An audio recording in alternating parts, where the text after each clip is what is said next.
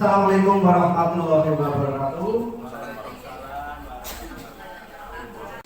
Langsung saja untuk pada kesempatan ini saya hanya ingin menyampaikan sedikit dari banyak.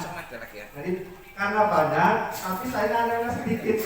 Jadi saya sampaikan sesampainya saya, semaksudnya saya.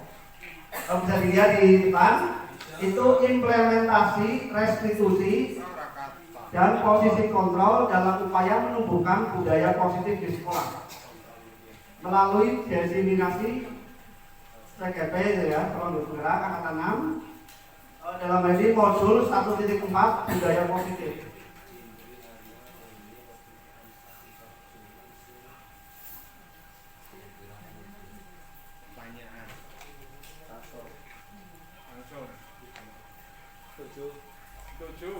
Pada intinya bagaimana Bapak Ibu? Pada intinya sebelum saya sampaikan materi ini, saya hanya mengubah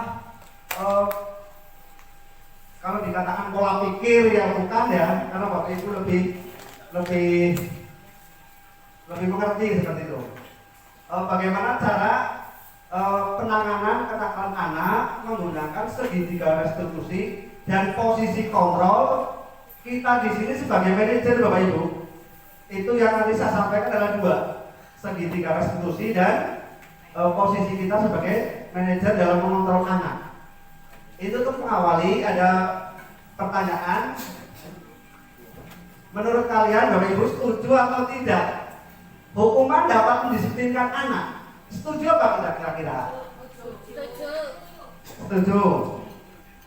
Kemudian pemberian hukuman dalam hal positif seperti membaca, membersihkan halaman sekolah dapat meningkatkan disiplin anak. Setuju tidak? Setuju ya. Kita lihat nanti biar lihat hasilnya. Memberi penghargaan dapat meningkatkan motivasi belajar anak. Setuju tidak? Setuju. Ini sebelum kita masuk materi semuanya pada setuju ya. Kita lihat.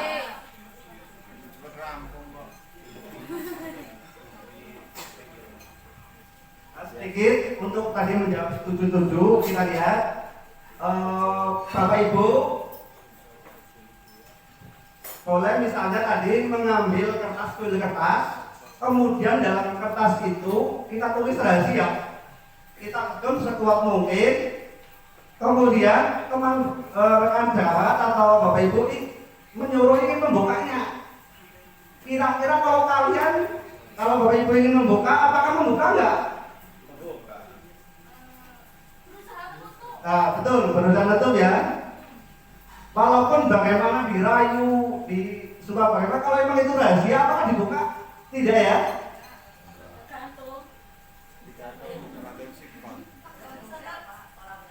Betul, dipegang serat ini, lihat betul. Karena apa? Dalam kesimpulan ini, segala sesuatu yang kontrol kita itu kita sendiri, Bapak Ibu. Kita tidak bisa mengontrol orang lain. Ya. Orang lain yang mengontrol dirinya sendiri, ya. Kita juga mengontrol diri kita sendiri, jadi tidak bisa dikontrol oleh orang lain. Itu hakikatnya seperti itu. Sama seperti anak.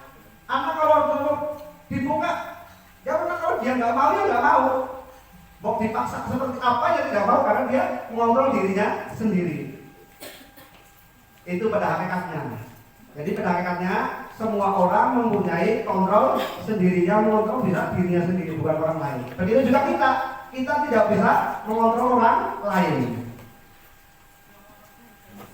Itu tadi untuk ilustrasi dari membuka kertas dari genggaman tangan. Lanjut, kita lanjut ke ilustrasi kontrol. Yang pertama, ilusi guru mengontrol murid. Yang namanya ilusi itu kan guru tidak bisa mengontrol murid, Bapak Ibu. Murid yang mengontrol dirinya sendiri. Apakah kita harus mengontrol? Tidak, kita hanya membimbing mereka. Membimbing mereka, mengarahkan. Kemudian berikutnya ilusi membawa kritik dan membuat orang merasa bersalah dan menguatkan karakter. Ilusi membawa penguat positif efektif dan bermanfaat. Ilusi membawa orang dewasa memilih hak untuk memaksa. Orang dewasa itu tidak bisa memaksa untuk orang yang lebih kecil.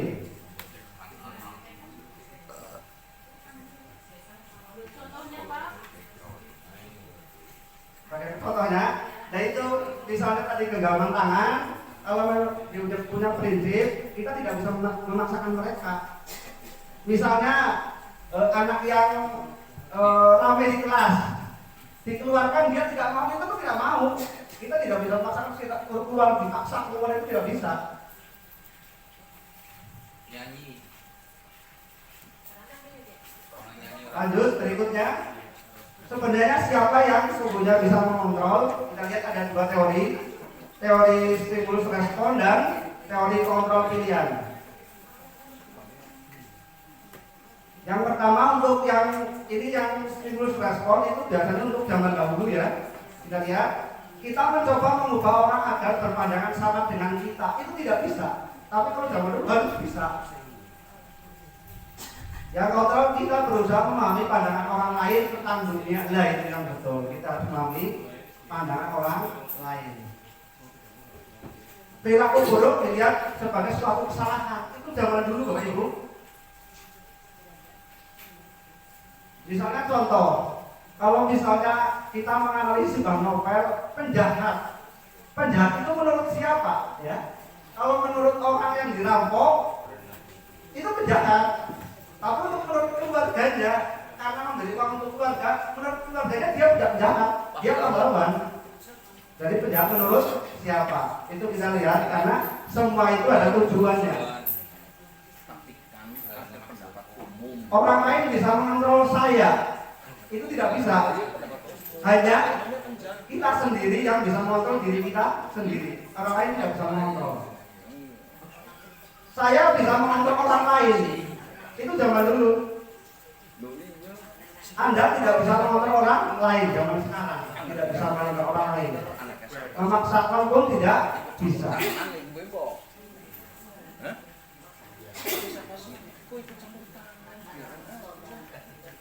Kemudian untuk zaman dahulu model berpikir menang kalah. Siapa yang menang berarti yang kuat. Sekarang tidak, bagaimana semuanya menang dan menang ya.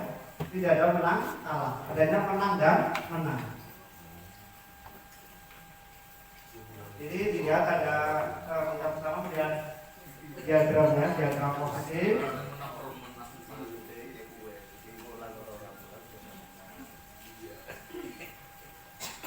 Yang pertama, Anda tidak bisa mengontrol orang lain, hanya yang bisa mengontrol diri Anda sendiri.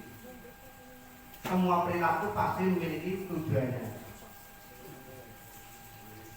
Kemudian yang diambil di sini adalah posisi kontrol kita sebagai ada 5 posisi kontrol Bapak Ibu. Yang pertama penghukum, membuat rasa bersalah, teman, pemantau dan terakhir manajer. Posisi kita sebagai guru itu sebagai manajer mengatur semuanya. Nah, kita lanjut saja.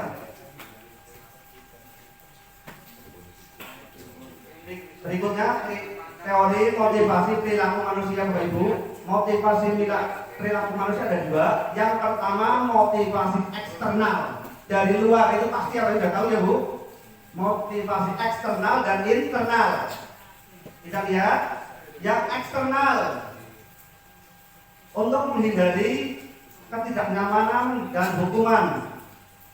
Misalnya apa yang terjadi bila saya tidak melakukan. Berarti misalnya contoh kita telat karena riku, nggak enak sama Pak Kepala Sekolah, itu berarti masih eksternal Bapak Ibu.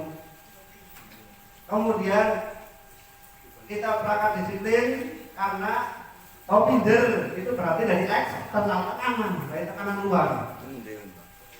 Tapi yang diinginkan oleh kita sendiri adalah motivasi internal. Bagaimana tumbuh dalam diri kita sendiri, bukan karena tekanan dari luar. Saya karena dipaksa, tidak, jangan begitu. Karena minder, karena nggak enak, karena pakai, tapi memang karena dari diri kita sendiri, bukan eksternal. Itu yang diinginkan, motivasi internal.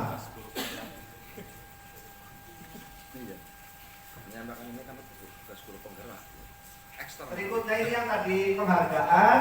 katanya setuju untuk, padahal penghargaan di sini itu hanya untuk jangka pendek Bapak Ibu. Misalnya contoh, kalau kita memberi murid, nanti yang dapat 100 akan saya beri uang 100.000. Nah itu berarti kan motivasinya penghargaan. Ya. Kalau tidak diberi uang 100, apakah mereka mau berusaha lagi? Ya. Begitu juga perlombaan Bapak Ibu. Lomba itu saat mau lomba luar biasa, karena ini hadiah. Tapi untuk berikutnya apakah keberlangsungan masih bisa terjadi? Itu yang sering kita hadapi. Contoh yang sering kita hadapi misalnya ada lomba dinyata, lomba apa itu langsung bisa busuk. Tapi setelahnya tahu berlanjut. Tapi tidak Bapak Ibu, itu karena penghargaan. Harapannya yang kita segala sesuatu bukan karena penghargaan atau apa dari eksternal, tapi memang tumbuh dari internal diri kita sendiri. Ini dihukum karena penghargaan menurunkan, penghargaan mematikan, dan penghargaan mengurangi. Itu yang sering kita alami diri sendiri. Yang diharapkan yang memang karena tumbuh dari daya diri, bukan karena eksternal, bukan karena penghargaan.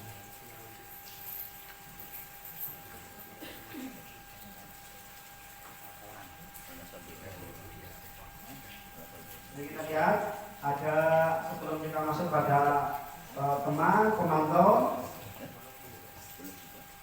mencatat 100 kali dalam buku kalimat saya tidak akan terlambat lagi. Itu hukuman apa? Konsekuensi. Bapak Ibu, hukuman ya, hukuman.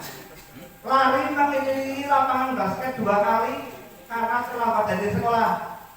Hukuman. Murid diminta push up 15 kali karena tidak menggunakan masker ke sekolah. Hukuman.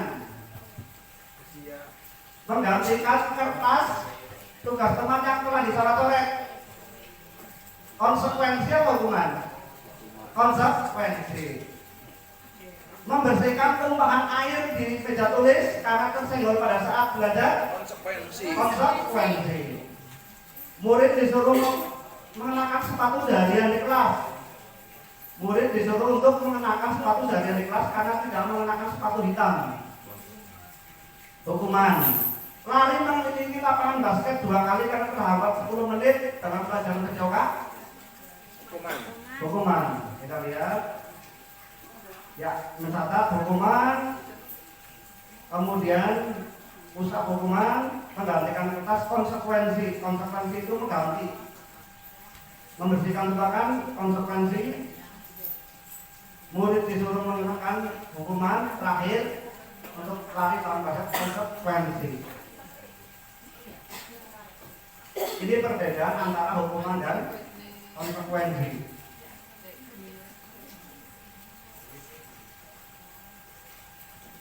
Hukuman suatu yang menyakitkan harus terjadi Bapak Ibu. Kalau kita menghukum akan terjadi sakit hati. Intinya kan